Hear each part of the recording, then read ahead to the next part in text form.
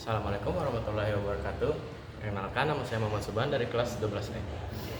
Kali ini saya akan menjelaskan tentang kenapa hubungan Republik Rakyat Cina ataupun bisa dibilang RRC dengan Uni Soviet hubungannya retak, atau bisa dibilang Uni Soviet ini dengan RRC sudah tidak lagi bersahabat. Jadi analoginya begini. Di saat kita berteman dengan teman A dan teman B, anggaplah teman A dan teman B ini berteman, dan si teman B ini melakukan hal yang tidak disukai teman A. Jadi si teman A ini mendukung ke teman C karena teman A ini merasa teman C lebih cocok dengan pemikiran dia daripada si teman B. Jadi seperti itu.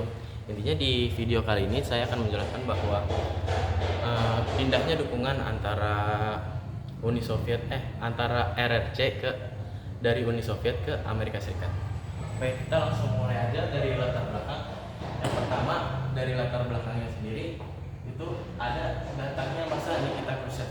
Jadi setelah kematian Joseph Stalin, pokoknya si Joseph Stalin itu pemimpin Rusia berubah ke Nikita Khrushchev.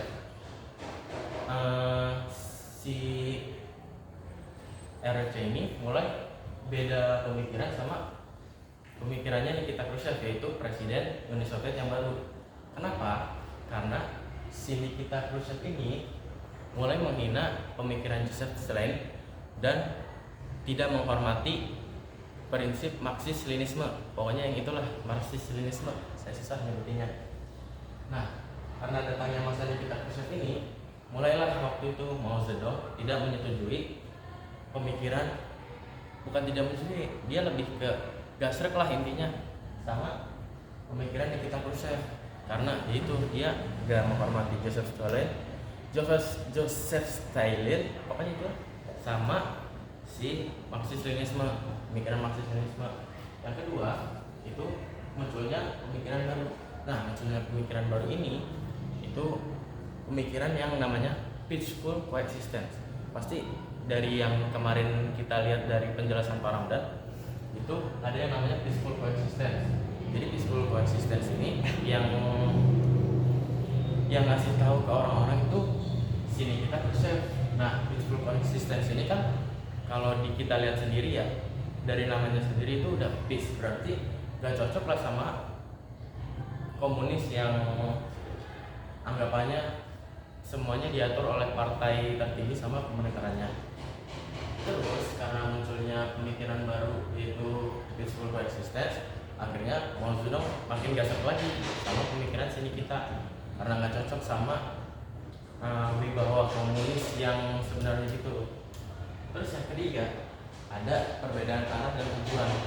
Perbedaan arah dan tujuan ini tuh kenapa disebut perbedaan arah? Karena si Uni Soviet itu lebih mengarah ke perkembangan teknologi, perkembangan alat-alat berat, terus senjata-senjata mutakhir.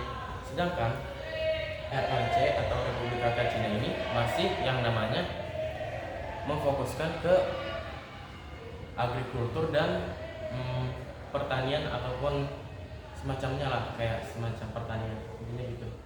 Jadi karena mereka udah beda arah dan tujuan, akhirnya RRC mulai mikir mau narik dukungannya ke Uni Soviet. Nah, dari situ karena udah beda arah dan tujuan, terus ada yang selanjutnya itu penarikan ahli dan bantuan.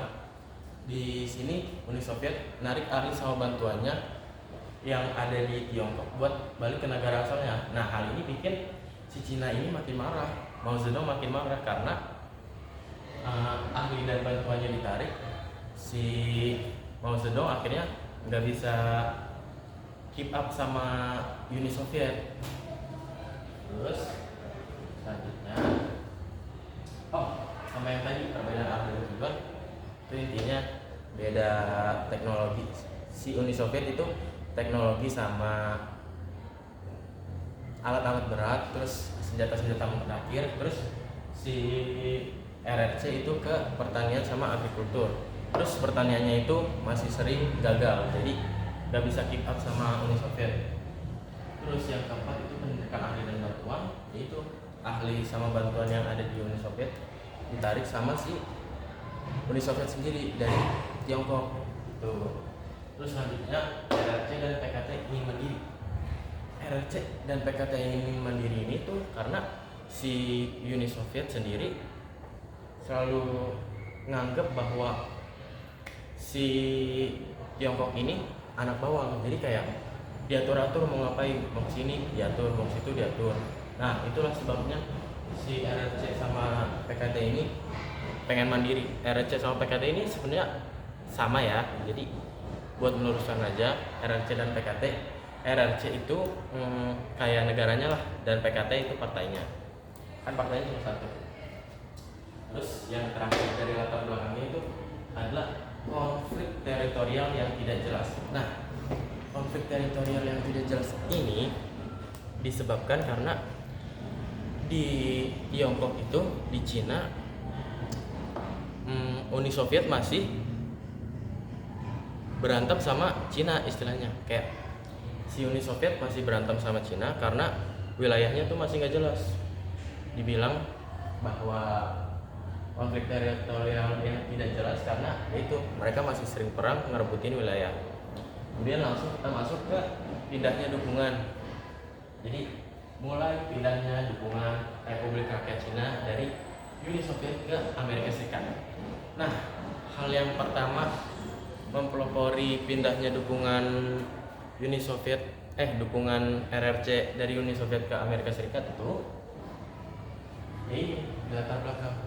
Nah, hal yang menjadi pintu pembuka gimana Amerika Serikat bisa masuk ke RRC itu kan, kalau kita pikir ya pasti Uni Soviet nggak bakal ngasih longgar kan, karena di situ si Cinanya ini juga udah takut karena Uni Soviet ini udah renggang banget sama mereka. Jadi akhirnya si Tiongkok ini nyari bala bantuan ke Amerika Serikat. Nah, jembatan pembukanya ini yaitu pingpong diplomasi.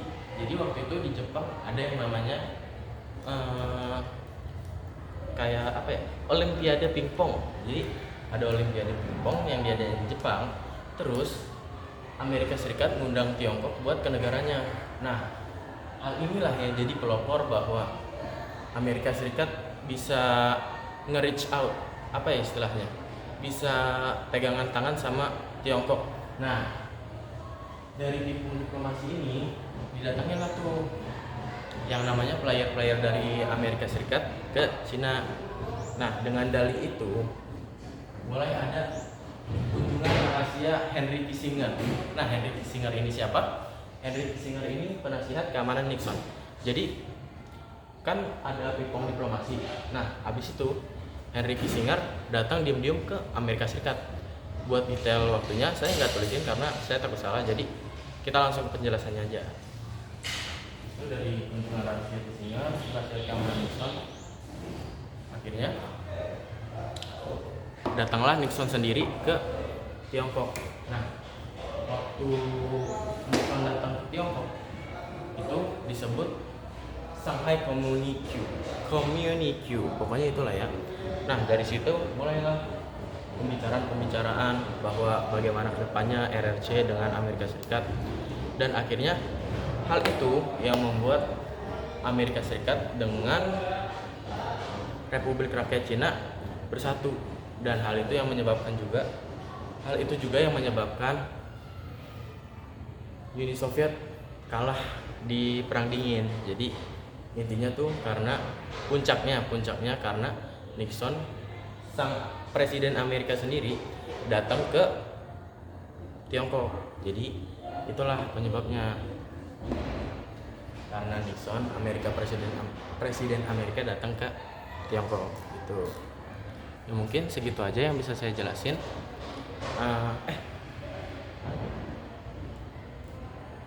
Kalau dari latar ininya tuh yang pindahnya RRC dari US dan AS, pindahnya dukungan RRC dari US ke AS itu dimulai pada tahun 1972 kalau nggak salah.